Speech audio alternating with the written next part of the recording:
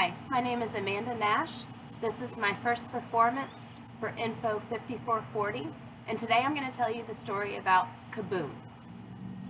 So my dad and my brothers love to fish. They love doing any kind of fishing, but they especially love deep sea fishing. One day, my dad, my brother, and two of their friends went out deep sea fishing. They decided that they were going to anchor near a freighter. A freighter is a huge ship that holds a lot of cargo and heavy equipment. The reason they decided to anchor near this freighter, this big ship in the middle of the ocean, was because the freighter was empty. Usually freighters are holding a lot of heavy equipment, so they sink really low in the water. But that day, the freighter was sitting really high in the water, and fish love cold water. So what they'll do, all the fishies will swim underneath the freighter, and they'll stay there under the shadows of the water, and they'll get nice and cold. So as my dad, my brother, and their two friends were all fishing, they were catching fish left and right, all kinds of huge fish, and they decided that they were going to keep as much as they could. Well, what happened was they had so many fish in the boat that the boat started to sink a little bit, which is normally okay. But my dad noticed that there was something wrong, that the boat wasn't starting to rise up again. You see, there's something in every boat called a bilge pump.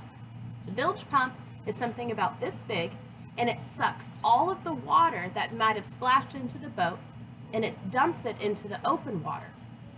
My dad noticed that the bilge pump wasn't working, so he asked my brother to help. My brother went to go investigate. So he lifted the first hatch at the very front of the boat and realized that the bilge pump wires had been disconnected.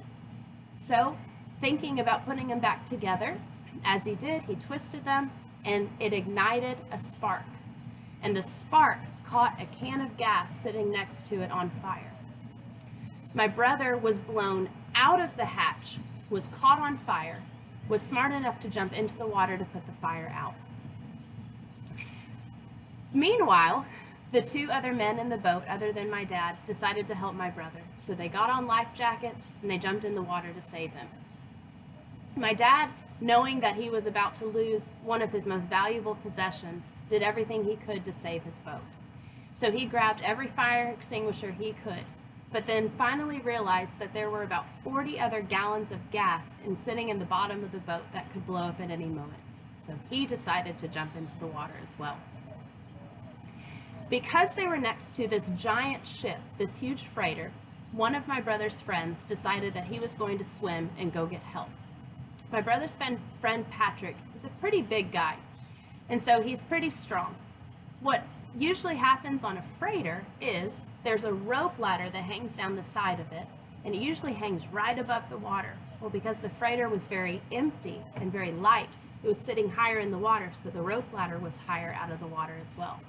My brother's friend was able to kick his feet hard enough that he propelled himself and grabbed the rope ladder with just 2 fingers, pulled himself up, and immediately started calling for help when he was aboard this freighter.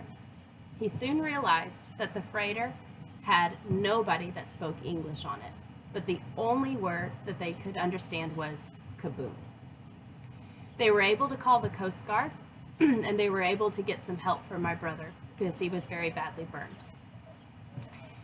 My brother's friend who was on the freighter was left for half of the day before another Coast Guard boat could come back and get them. So he said it was a very interesting experience. These 4 men love to fish and say that this was definitely their worst fishing experience. But they say that they would not trade it for anything in the world and would definitely go fishing out in the deep waters again. That's the story of Kaboom. I hope you enjoyed.